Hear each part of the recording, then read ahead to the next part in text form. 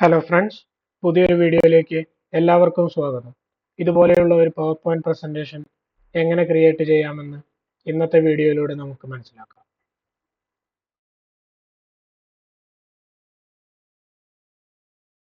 ആദ്യമേ തന്നെ നമുക്ക് ഈ സ്ലൈഡുകൾക്ക് വേണ്ട ഒരു ബാക്ക്ഗ്രൗണ്ട് ഇമേജ് ആഡ് ചെയ്യാം.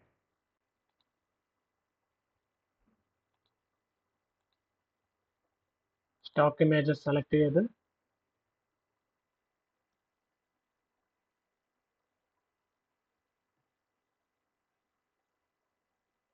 ഈ ഒരു ഇമേജ് സെലക്ട് ചെയ്ത് ഇൻസേർട്ട് നൽകുന്നു. ഇനി നമുക്ക് ഇതിലേക്ക് വേണ്ട ടെക്സ്റ്റ് ആഡ് ചെയ്യാം.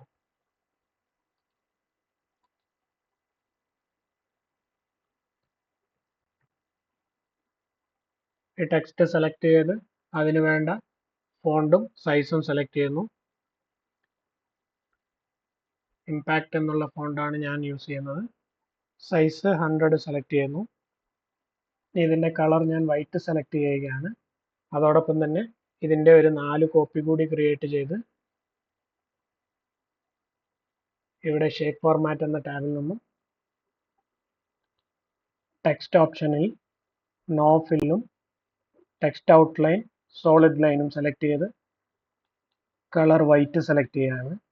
ഇപ്പോൾ ക്രിയേറ്റ് ചെയ്ത ഈ ഔട്ട്ലൈൻ കോപ്പിയുടെ ഒരു 3 കോപ്പി കൂടി ഞാൻ ക്രിയേറ്റ് ചെയ്ത് ഇവയെല്ലാം സെലക്ട് ചെയ്തുകൊണ്ട് ഷേപ്പ് ഫോർമാറ്റ് എന്ന ടാബിൽ നിന്നും അലൈൻ സെന്റർ സെലക്ട് ചെയ്യുന്നു.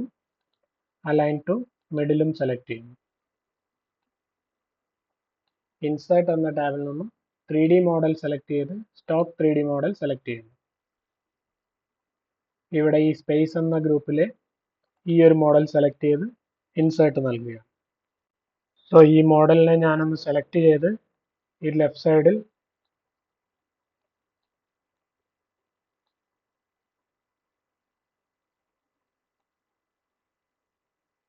ഈ ഒരു രീതിയിൽ അറേഞ്ച് ചെയ്യുകയാണ്.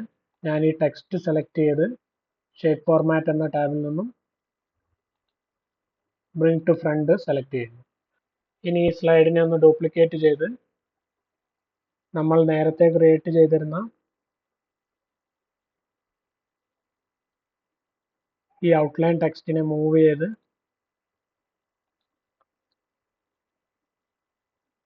നമുക്ക് ഇതുപോലെ ഒന്ന് അറേഞ്ച് ചെയ്തെടുക്കാം.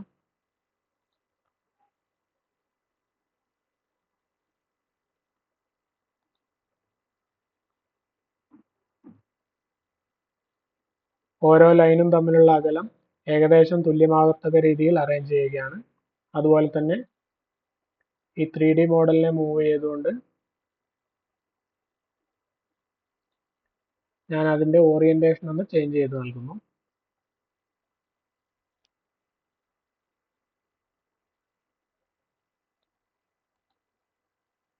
ഈ ഔട്ട്ലൈൻ ടെക്സ്റ്റുകൾ മാത്രം സെലക്ട് ചെയ്ത് ഷേപ്പ് ഫോർമാറ്റ് എന്ന ടാബിൽ നിന്നും സെൻഡ് ടു ബാക്ക് സെലക്ട് ചെയ്യും. വേണമെങ്കിൽ നമുക്ക് ഈ 3D മോഡലിനെ അല്പം ഒന്ന് റൊട്ടേറ്റ് ചെയ്ത് നൽകാം.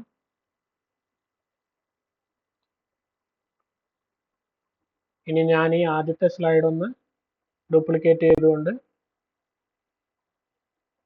അതിനെ മൂന്നാമതായി അറേഞ്ച് ചെയ്യുന്നു. ഈ 3D മോഡൽ ഇവിടെ നിന്നും മൂവ് ചെയ്ത് റൈറ്റ് സൈഡിൽ പ്ലേസ് ചെയ്തതിന് ശേഷം ഇതിന്റെ ഓറിയന്റേഷൻ ചേഞ്ച് ചെയ്യുകയും അതോടൊപ്പം തന്നെ ഇതിന്റെ റൊട്ടേഷൻ ഒരല്പം ചേഞ്ച് ചെയ്യുകയും ചെയ്യും.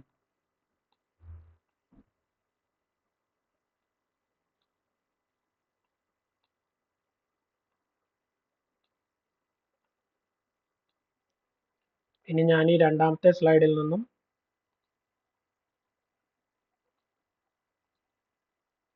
ഈ ഔട്ട്ലൈൻ ടെക്സ്റ്റുകൾ കോപ്പി ചെയ്ത് മൂന്നാമത്തെ സ്ലൈഡിൽ പേസ്റ്റ് ചെയ്തതിന് ശേഷം രണ്ട് ഡയറക്ഷനിലേക്കായി മൂവ് ചെയ്യുന്നു. ആദ്യത്തെ 2 റോയും സെലക്ട് ചെയ്ത് മുകളിലേക്ക് മൂവ് ചെയ്യുന്നു. താഴത്തെ 2 റോകൾ ഇതുപോലെ മൂവ് ചെയ്ത് വെക്കുന്നു. അതോടൊപ്പം ഈ ടെക്സ്റ്റ് ഇവിടെ നിന്നും മൂവ് ചെയ്ത് ഈ ഒരു രീതിയിൽ അറേഞ്ച് ചെയ്ത് സൈസ് ഒരല്പം കുറച്ച് നൽകുകയാണ്. ഇനി നമുക്ക് ഇതിലേക്ക് ആവശ്യമായിട്ടുള്ള ഡിസ്ക്രിപ്ഷൻ ആഡ് ചെയ്യാം.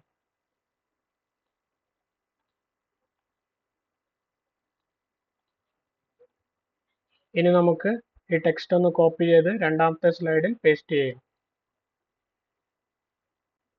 ഞാനിതിനെ മൂവ് ചെയ്ത് ഈ ഒരു രീതിയിൽ അറേഞ്ച് ചെയ്യുന്നു. നമ്മുടെ എല്ലാ സ്ലൈഡുകളും സെലക്ട് ചെയ്ത് ഇതിനാവശ്യമായിട്ടുള്ള ട്രാൻസിഷൻസ് അപ്ലൈ ചെയ്യാം.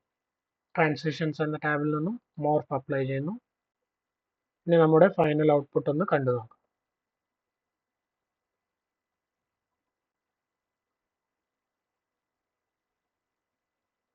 ഈ വീഡിയോ നിങ്ങൾക്ക് എല്ലാവർക്കും ഇഷ്ടമായി എന്ന് വിചാരിക്കുന്നു. തുടർന്നും ഇതുപോലുള്ള വീഡിയോസ് ലഭിക്കുന്നതിനായി ഈ ചാനൽ ലൈക്ക് ചെയ്യുക, ഷെയർ ചെയ്യുക, സബ്സ്ക്രൈബ് ചെയ്യുക. മറ്റൊരു വീഡിയോയുമായി വീണ്ടും കാണാം. Thank you.